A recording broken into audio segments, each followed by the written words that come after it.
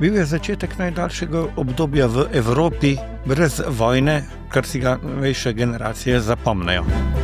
Te mlade generacije spoznavajo tudi ob tem obhodu okupirane žice Ljubljane, da teh meja več ne sme biti, ne okoli mesta, ne okoli države. Jaz pravzaprav v tem niti ne vidim različnosti, jaz v tem vidim samo dopolnjevanje celo. Kot sem že uvodoma omenil, eno je zmaga nad tistim, kar nam škoduje, Evropa pa v smislu povezovanja. Vladni podcast GoSee. Ja, lep pozdrav v najnovejšem podcastu GoSee, ki ga za vas pripravlja Urad Vlade za komuniciranje. Tokrat pa ga vodim Zoran Potič. V letu 2025 je veliko okroglih letnic. Ena od izstopajočih je zagotovo Dan Evrope, ki ga slavimo v kratkem. To je 9. maj, ko pa nekateri označujejo ta dan tudi kot dan zmage. No, in že iz tega izhaja, da imamo v Evropi različne poglede na obletnice, na okrogle obletnice, kot je ta. Kot vemo, Dan Evrope se nanaša na konec druge svetovne vojne.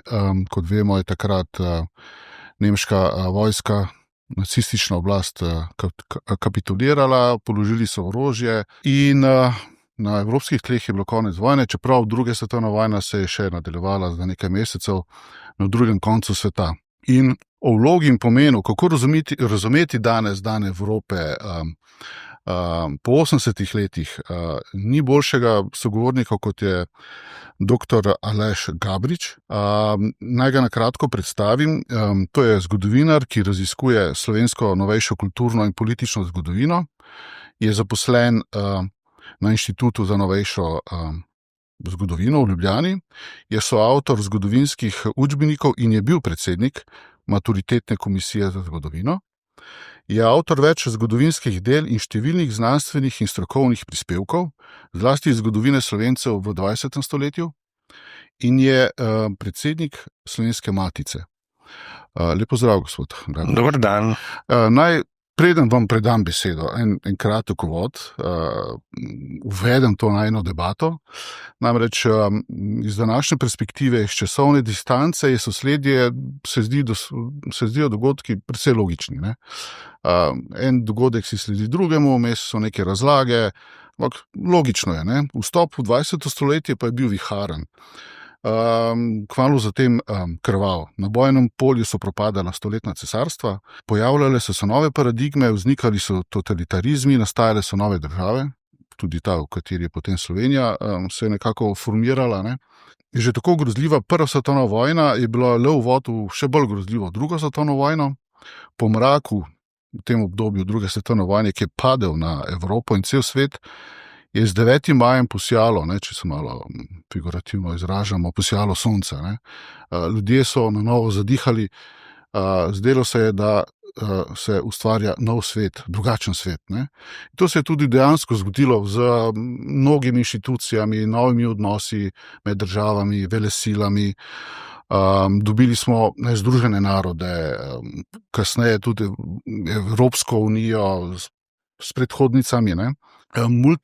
Multilateralne mednarodne organizacije so zaživele, človeštvo je začelo bolj sodelovati in nekako DNK vseh teh aktivnosti, povezovanj, sodelovanja je pač bilo, sporočilo bilo nikoli več.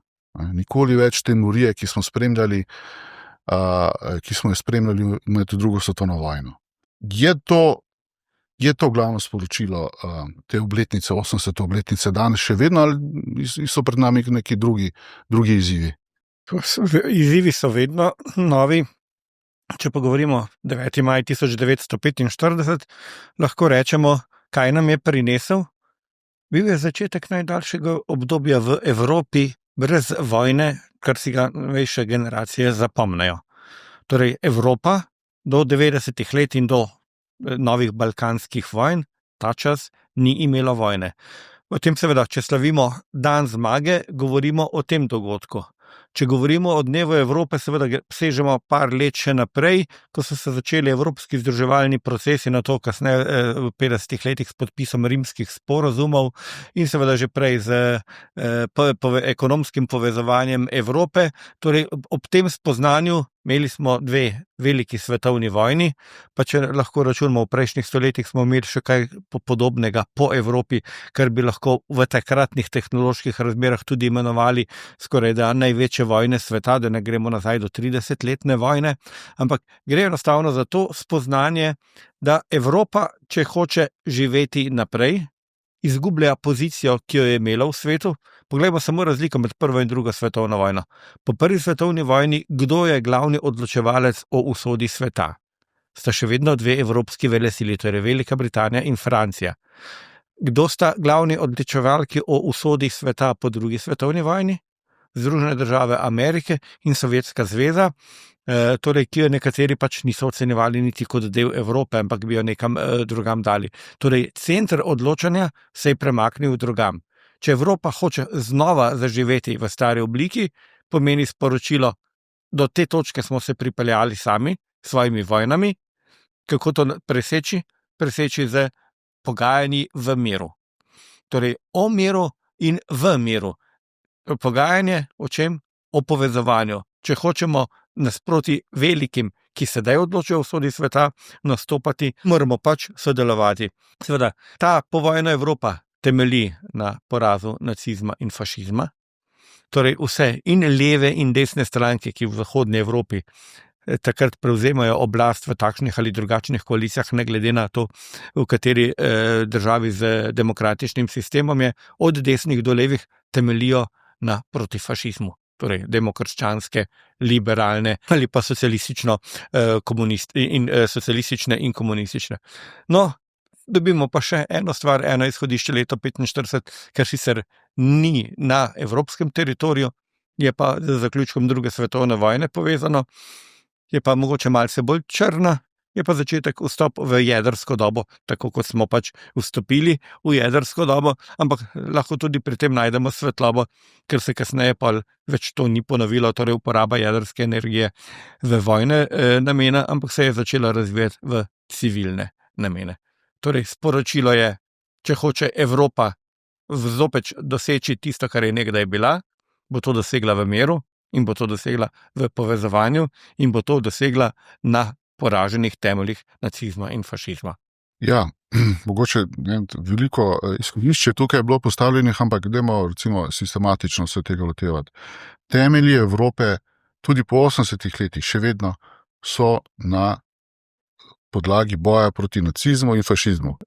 Absolutno. Protifašistična koalicija, v njej so bile združene tako demokratične stranke, torej Zahodna Evropa pa države z demokratično ureditvijo v Zahodni Evropi, kot avtoritarne države Srednje Evrope ali pa komunistična Sovjetska zveza. Skupni temelj je protifašistična usmerjenost. No, kaj narediti potem zdaj s tem komunizmom, katerega del smo tudi bili v Sloveniji? Namreč današnji spremljamo plakate po Ljubljani, po Sloveniji, nekdo se na beli podlagi zahvaljuje boju proti trem totalitarizmom, fašizmu, nacizmu in komunizmu. To v bistvu se da v eno vrečo vse 3 totalitarizme. To je zdaj pri vsaki... Je to v redu pristop? Ja, zame osebno vsekakor ne. Zaradi tega, ker če govorimo o drugi svetovni vojni, pri vsaki stvari moramo definirati pojem, o katerem govorimo. Tako o pojmih fašizem, neofašizem, komunizem, neokomunizem ali pa totalitarnost, totalitarizem se v tem medijskem ali pa bom rekel ljudskem diskurzu ali pa če včasih rečemo gostilniškem diskurzu pa uporablja neka drugačna terminologija, kot se uporablja pri bom rekel temeljni literaturi, v kateri je ta napisana. Torej, če govorimo o Hannah Arendt in njeni knjigi Izvori totalitarizma, že tam natančno opisuje, daje striktna merila, kaj pravzaprav lahko pod to ocenjujemo, pod totalitarno. Že sama denimo daje zadržke do fašizma, da ni v popolnosti razvit totalitarizem, in če gledamo nekatere, torej zdaj ta knjiga vsem stara, če gledamo novejše zgodovinarske knjige, imajo večinsko se primerjata, torej kot najbolj totalitarni obliki nacizem in stalinizem, ampak te dva sta bila seveda v drugi svetovni vojni na nasprotnih straneh in stalinizem komunizem je bil pač na strani zmagovalk. In ta druga stvar, kar je, torej, če delamo to primerjavo, tudi če damo komunizem zraven, moramo povedati, katere države in kdaj komunistične lahko označujemo kot totalitarne. Rekel sem že, da je stalinizem po svoje je označen kot to, zdaj pa tudi, če govorimo o naši povojni Sloveniji ali pa povojni Jugoslaviji, se vse tiste elemente, s katerimi to označujemo, nekje izgubiva v začetku 50 let, ne. To je pač to. Torej, moram reči, da se prav pošteno potem nasmejem, ko sem v enem poskusu, ali bom jaz temu rekel, ne bom rekel zgodovinarskem delu, poskusu zgodovinarskega dela videl slovenska izkušnja z totalitarizmi, pa je mislim, da je letnica napisana na koncu na 1991, kar pomeni, da bi bil še začetek Peterletove vlade v tem obdobju, ne. Torej, pri tem imamo vedno pravzaprav niti ne dilemo, jaz sam osebno nimam dileme. Ali bomo govorili v strokovni terminologiji, ali bomo govorili o gostilniški terminologiji. Namreč po teh 80 letih se tudi, kot sem v uvodoma poskušal ugotavljati, ne se zgrinjajo neki črni oblaki po 80 letih, ne generacije ljudi, ki so doživele to obdobje druge svetovne vojne in ki so gradile to in še ureditev, ne, nekako jih ni več. Ostal je spomin, tukaj so spomeniki, obletnice in po tem obdobju se, ne, če spremljamo aktualno politične razmere po celi Evropi, pojavljajo neki nove sile, ki nekako iščejo navdih v fašizmu, v Nemčiji, ne vem, imamo zelo močno stranko, tudi na zadnjih volitvah se je videlo, imajo zelo odprt odnos do nacizma, demokratične sile v Nemčiji ne želijo sodelovati in tako naprej. Skratka, neki neofašizmi, neonacizmi se pojavljajo iz zgodovinskega vidika, z vidika pogleda zgodovinarja. Kako vi to razumete, to dogajanje trenutno? Če govorimo o koncu tiste Evrope, ki je bila zgrajena leta 1945, oziroma tiste njene bipolarnosti, dejansko pade po padcu Berlinskega zidu. Torej, meje, ki so postavljene po drugi svetovni vojni, se razlikujejo od meja po prvi svetovni vojni, pač potem, da so po prvi svetovni vojni so ustanavljali nove države in postavljati meje na novo. Po drugi svetovni vojni se te ne bi pravzaprav spreminjale z izjemo Poljske, torej, ki je bil pač predstavljena za 150-200 km proti zahodu. Ostale meje pa naj bi ostale tako, kot so, in naj bi namesto tega upravili, kot so takrat imenovali, veliki humano preselitev ljudstva, torej, da dobijo čim bolj monolitne, nacionalno monolitne države. Pravzaprav drugo spremembo meje, poleg tiste, ki sem jo omenil, Poljska, so samo še slovensko-jugoslovanski partizani izsilili, torej s spremembo jugoslovansko-italijanske meje.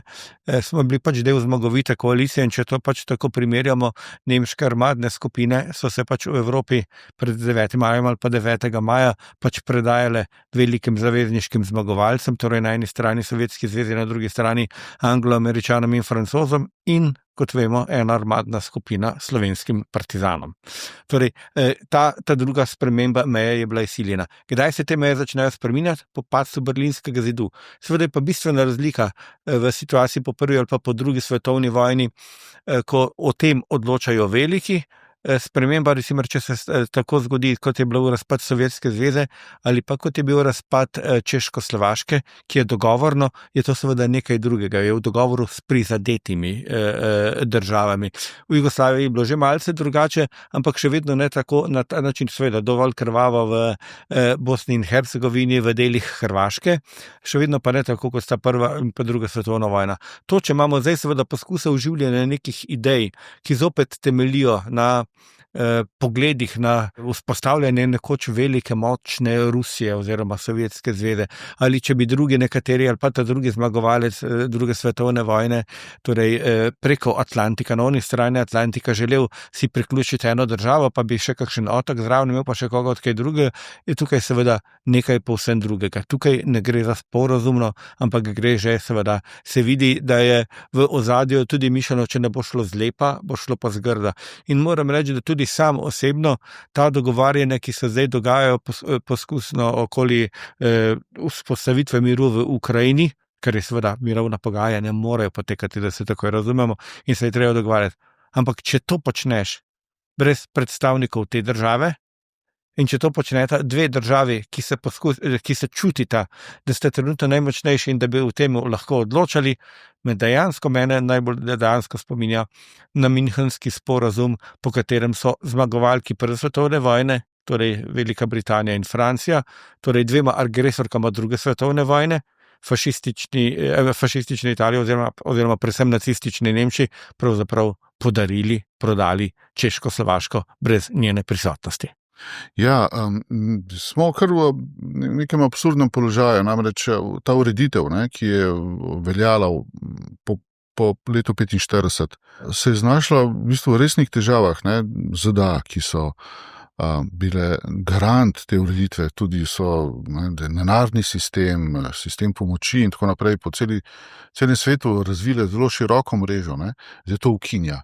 Po drugi strani imamo drugo garantko te ureditve, naslednica Sovjetske zveze, Ruska federacija, je v bistvu napadla sosednjo državo in si odrezala kos ozemlja, čeprav v tem mednarodnem redu je veljalo zlato pravilo, da se meja ne spreminja na silo. Tudi to je v bistvu ustanoviteljica, garantka te pogodbe, je to prekršila. To je neko naznanilo nečesa drugačnega. Kaj se lahko naučimo iz zgodovine? Kam to pelje potem? Torej, če pogledamo, zopet se vrnemo leto 1945, ko se je ta red vzpostavljal. Takrat ga kdo vzpostavi? Zmagovite sile, ki v nekaj letih na to sprejmejo v svoje članstvo tudi poraženke. Seveda gre za Organizacijo Združenih narodov, ki jo je takrat, torej junija 1945 na ustanovni skupščini v San Franciscu dokument podpisalo 50 takratnih držav. Računajmo, takrat je še večina Azije, večina Afrike, Oceanije, so še kolonije. To število se na to v 60. in 70. letih nekajkrat pomnoži, ne vem točno zdaj na pamet, danes ima OZN nekje Združeni narodi nekaj manj kot 200 članic, pa če vse države vemo, da niso včlanjene. Torej, prvič, slika sveta se je bistveno spremenila. Število članic Združenih narodov se je bistveno spremenilo. Varnostni svet, način odločanja v Združenih narodih, imamo pa še vedno tisti iz leta 1945, kar je že svojevrsten anahronizem. Torej, kdaj so se pravzaprav nekatere stvari lahko premaknile na globalni ravni? Takrat, ko je bil dosežen pred generalne skupščine kakšen močan pritisk. In priznajmo, da pri tem je bila zelo uspešna tudi Jugoslavija. V času neuvrščenih. Ona je lahko pri generalne skupščine nekatere socialne pa varnostne zadeve takoj pridobila 80 ali več glasov v generalni skupščini, kar pomeni, da nek pritisk je bil.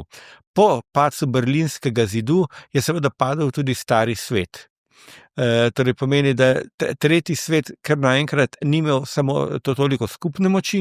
V teh državah, o katerih govorimo, pa tudi v zahodnoevropskih najbolj demokratičnih, se je pa kaj zgodilo s padcem komunističnih držav.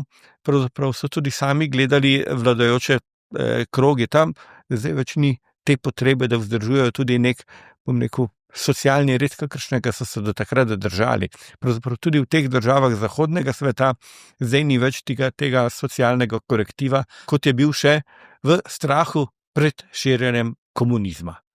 Torej, ne da bi zdaj komunizem zagovarjal, ampak tudi takrat so te demokratične države drugače odreagirale na pobude za reševanje teh svetovnih konfliktov ali konfliktov v lastnih državah, ki so jih imele številne. Čeprav danes, ne vem, koliko spremljate razvoj politike v Združenih državah Amerike, tam predsednik te države pač glasno in jasno zmerja nasprotnike, bolj levo usmerjene, za komuniste in tako naprej. Tako da ta nek strah kljub temu obstaja. Čeprav tega komunizma, ne vem, ste zaznali kje, da bi se kje kot ideja spet ponovno pojavljala. O borbi komunizma pravzaprav se najbolj strinjam s tistimi, ko pravijo, to je pa kako brcanje mrtvega konja. Torej, na ta način ga ni več. Torej, vsak borba za delavske pravice, ki jo vodijo socialistične pa socialdemokratske stranke, ponekod tudi nekatere liberalne, seveda s tem klasičnim komunistično idejo nima nečkaj, oziroma ideje za socialne pravice, ja, ne pa za načinom prevzema oblasti, kot so ga komunistične stranke v vzhodnji Evropi peljale in ki so jih peljale v neke ali blage oblike, ali nekatere bolj grobe, nekatere blage oblike totalitarnosti, ki se je kasneje prelevila v neko avtoritarno obliko. Zdaj pravzaprav ne poznam levih strank evropskih ali pa srednjeevropskih ali pa tudi vzhodnoevropskih, ki bi zagovarjale enopartijske sisteme. Torej, tega pravzaprav ni. Poleg tega pa, če smo že omenili predsednika ZDA, kako vlada z odloki. Kakšno asociacijo dobim na to, da je jugoslovanski komunistični režim po letu 1945 prav tako vladal z odloki nekje do leta 1953 do ustavnih sprememb, ko je takrat šele prvič predsednik vlade poročal pred skupščino in podal poročilo vlade skupščini in od takrat je pa večina stvari prišla na parlament, ki je bil sicer enostrankarski. Ampak seveda, to vladanje z odloki nikakor ni značilnost demokratično urejenih držav. Ja, bi se dalo strinjati. Namreč v Sloveniji smo 9. maja oziroma 8. maja slavili dan zmage, ne vem, dan osvoboditve Ljubljane, prestolnice. Po vstopu v Evropsko unijo je to zdaj dan Evrope. Je to različno dojemanje takratnega dogajanja v Sloveniji še vedno po vašem prisotno, ta različnost, različni pogledi? Jaz pravzaprav v tem niti ne vidim različnosti, jaz v tem vidim samo dopolnjevanje celo. Bom rekel, torej, kot sem že uvodoma omenil, eno je zmaga nad tistim, kar nam škoduje, Evropa pa v smislu povezovanja. Če gledamo na Evropo trenutno, naprej omenjene težave, ki jih imamo z Združenimi državami Amerike in z Rusijo, torej, Evropa se, moje stališče, moje mnenje, lahko izvleče iz tega samo z močnejšim svojim povezovanjem. Še, da imamo torej, več enotnosti znotraj Evrope, kar pomeni, da bo treba tudi še nekatere stvari prenesti na evropsko raven odločanja, ker samo na ta način bomo lažje reševali in gospodarske in varnostne probleme Evrope. Če računamo naš prvi projekt, mislim, da tudi če bi zdaj šli delati anketo, koliko ljudi, ker naenkrat ne se spomne, ko gre nekam plačati, da plačujejo v evrih, da ne plačujejo več v tolarjih, mislim, da večina ljudi že zdaj več ne joka, pa se spominja, ko plača, da je pa mogoče narobe, če plačujemo v evrih. Ja, čeprav to, kar vi omenjate, pomeni prenos dela neke suverenosti na neko novo višjo raven, ne? Odvisno, kako zdaj to suverenost. Suverenost imamo še vedno. Suverenost je vedno v tem, da lahko vsak trenutek izstopiš, oziroma ker se s tem ne strinjaš in nočeš več sodelovati. Da pa igraš dvojne karte kot nekatera naša severovzhodna soseda, ko bi bil noter, pa ne bi bil noter, oziroma tako kot pravijo politiki, vedno držijo kljuko v roke, tako da niti ne veš, ali prihajajo ali odhajajo. To je stvar izgube suverenosti, da o tem ne moraš odločiti.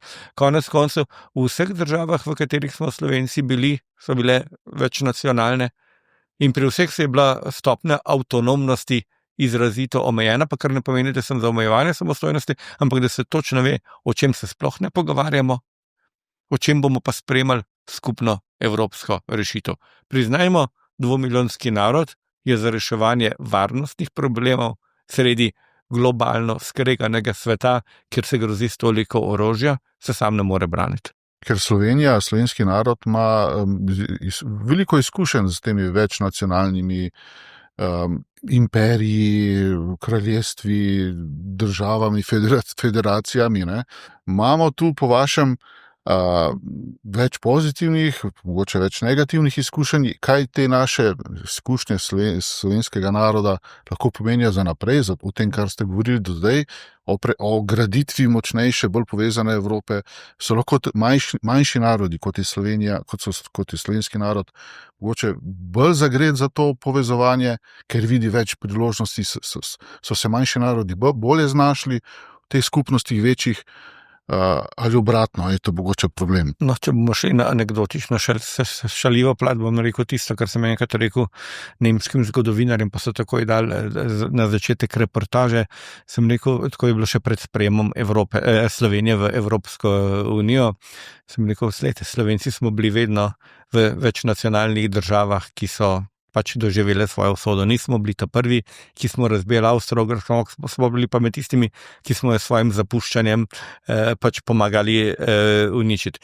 V Jugoslaviji smo bili pač ta prvi, ki smo šli ven se zgodili, sem rekel, kaj se bo zdaj zgodilo z vašim EU-jem, če boste dejansko sprejeli Slovence noter. Ampak to je pač anekdotična plat. Ta druga plat, da pa iz tega vemo, pravzaprav mislim, da smo se ravno Slovenci naučili, čemu se ne smemo odreči, če hočemo preživeti kot narod. Denimo, v Avstriji, ki je bila v prvi Jugoslaviji na to zmerjana kot ječa naroda, še v drugi Jugoslaviji, smo o tem govorili, smo Slovenci vendarle razvili svojo kulturno identiteto, smo prišli do tiste stopne, ki bi lahko stopili višje, ker nam avstrijska oblast tega ni dala, smo se odločili, da se tega ne gremo več. Smo pravzaprav že samo v prvih letih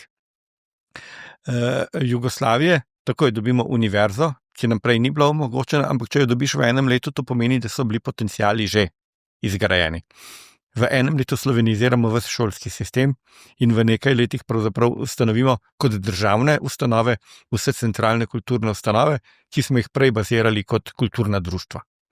Torej, smo se tega naučili, kako je treba to razvijati in se kljub temu, da živiš v večnarodni skupnosti, temu ne odrečeš. In ko me večkrat vprašajo, kako bi predstavil to specifiko tudi Slovenije v Jugoslaviji ali pa našo pripravljenost na osamosvojitev, vedno pravim, da smo bili verjetno bistveno bolj in politično in narodno zverzirani oziroma pripravljeni na to. Ponavadi rečem, naj mi nekdo še pokaže nek 2-milijonski narod, ki je nacionalno osamosvojitev dočakal z 2 popolnima univerzama, Nacionalno akademijo znanosti in umetnosti, z nekaj izdajami nacionalnega atlasa, s približno polovico izdaje nacionalne enciklopedije in z ne vem koliko izdajami nacionalnega književnega jezika. Naj mi še nekdo najde približno takšen 2-milijonski narod. Torej, in v tem smislu mislim, da so slovenska ta in kulturna podstat, in če govorimo tudi o politični, ko razpada komunistični sistem, ko nastajajo te male države, torej več slovanskih držav na pogorišču in Jugoslavije in Češko-Slovaške in Sovjetske zveze, leta 1989, ko pade Berlinski zid, edino pred padcem Berlinskega zidu, ki že načrtuje svoje življenje v drugi državi, so Slovenci, ki imajo takrat že izdano gradivo za slovensko ustavo in ki imajo predtem z novo revijo 57 že napisan nacionalni program. Druge države, drugi narodi do takrat delajo tako imenovano antipolitiko, torej nasprotovanje obstoječemu komunističnemu režimu. Slovenci imamo takrat že v obtoku, ne v ilegalnem tisku, ampak v legalnem tisku, že priprave na naslednjo stopničko, kjer je osamosvajanje in demokratizacija z roko v roki. Ja, tudi to je dan zmage, ne? Ja, tudi to je, seveda je posledica tega, da smo iz tega takoj šli. Se pa seveda v Sloveniji postavlja vprašanje, ne, tudi o taki obletnici, ne, ki zaznamuje konec druge svetovne vojne, ali smo spravljeni. Namreč zgodovina druge svetovne vojne v Sloveniji ima tudi globoke korenine, globoke zamere. Kaj menite o tem? Smo spravljeni? Zopet bomo o tem govorili. Ali govorimo o ljudeh ali govorimo o politikih, pa sem, če tako rečem, se grobo sliši, kot da politiki niso ljudje. Ljudje seveda, da so že zdavno o tem dali, ne da bi dali ad acta to točko, ampak je ne bojo podgrevali v pogovoru s sosedom ali pa mogoče z družinskimi člani na družinskih obletnicah. Če se pa skregajo, pa ne vem, to je pa njihov problem. Mislim, da je za nekatere je to predvsem priročno politično sredstvo vzbujanja in nagovarjanja svoje politične volilne baze. Sam se pa ob tem dejansko vedno spomnim na to, da ko sem peljal svojega očeta, prvič in zadnjič v življenju na grob njegovega očeta, torej na sever Norveške, torej ta nemška suženjska taborišča, kjer je tudi končal leta 1944 svojo življenjsko pot. Tam pač eno ob drugem stojijo 3 pokopališča. Jugoslovansko, sovjetsko in nemško.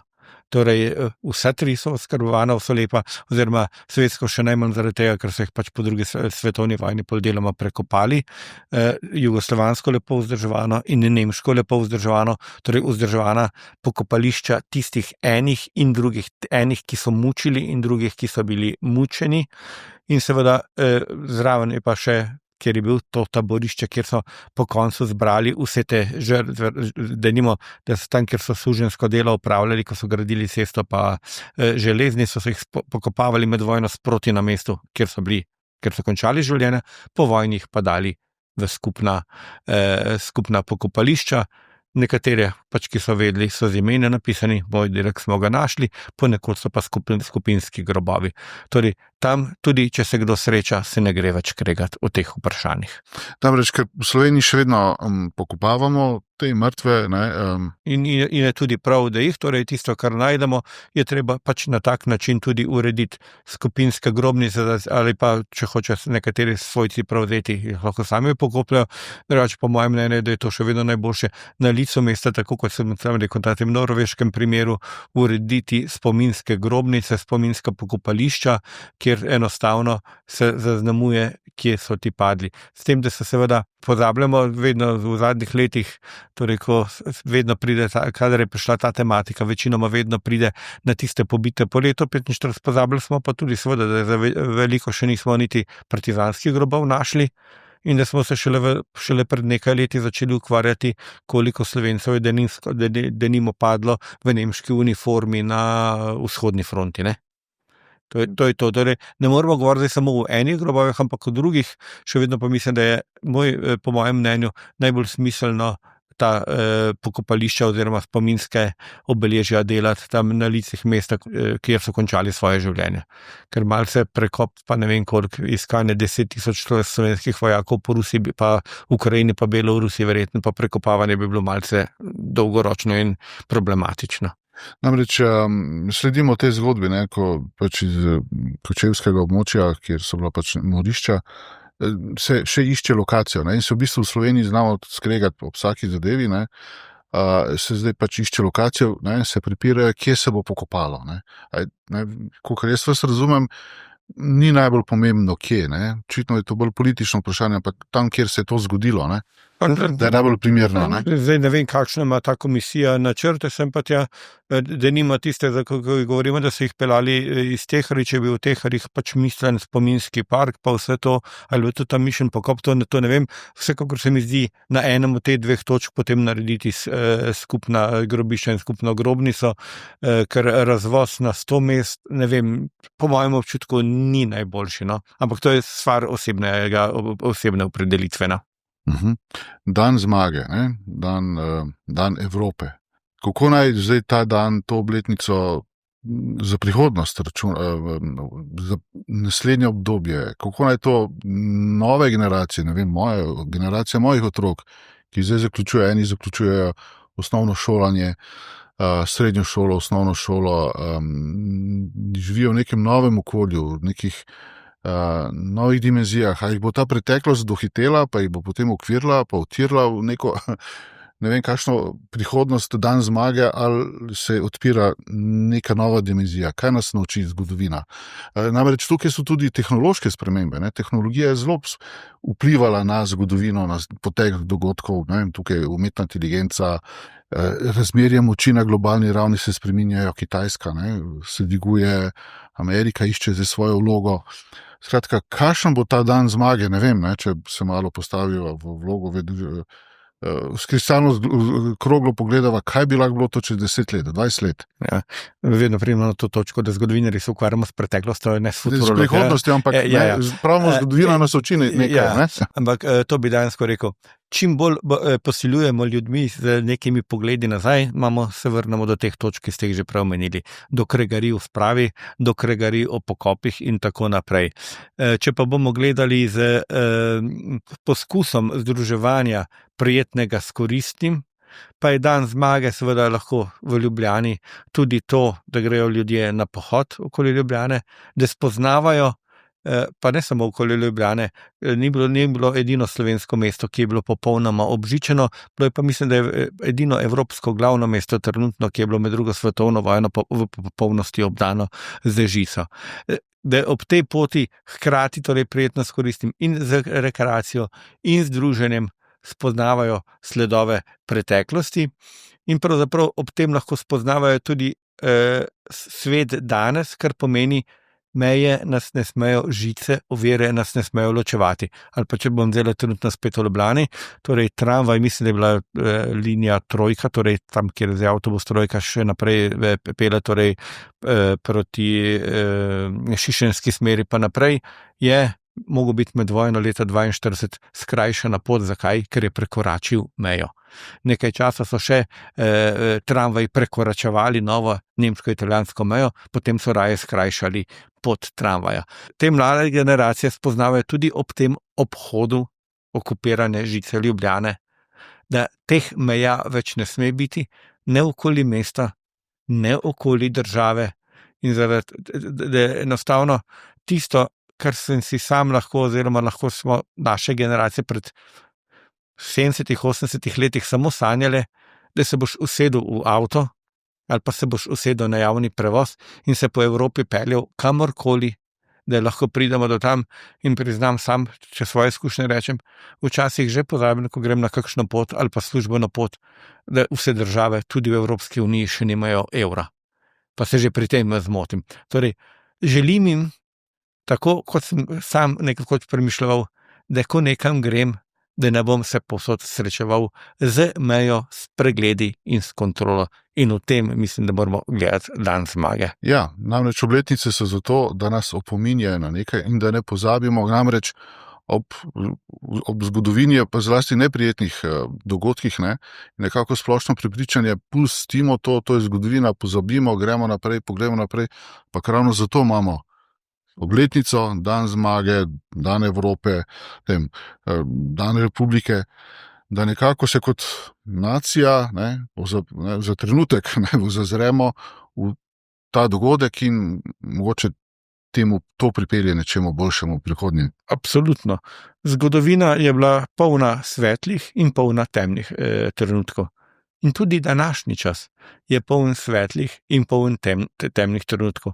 Vsako to srečanje s preteklostjo pravzaprav ni namen zgodovine to, da bo to eden tistih osovraženih šolskih predmetov, kjer bo se zahtevale letnice pa imena pa številke, ampak da bo to neko seznanjanje tudi s sedanjostjo in prihodnostjo, da vemo, da so v določenih težavah ali travmah, s katerimi se srečujemo, ljudje že bili, v takem času že živeli in se vprašamo, kaj so oni naredili, da so lahko živeli naprej in da so naredili korak naprej. V redu, na tej točki, gospod dr. Aleš Gabrič, bi potegnil črto. Najlepša hvala za pogovor na to zelo zanimivo temo. Od vas bi se pa poslovil Zoran Potič in se vidimo enkrat prihodnjič. Hvala. Hvala tudi vam in hvala za povabilo.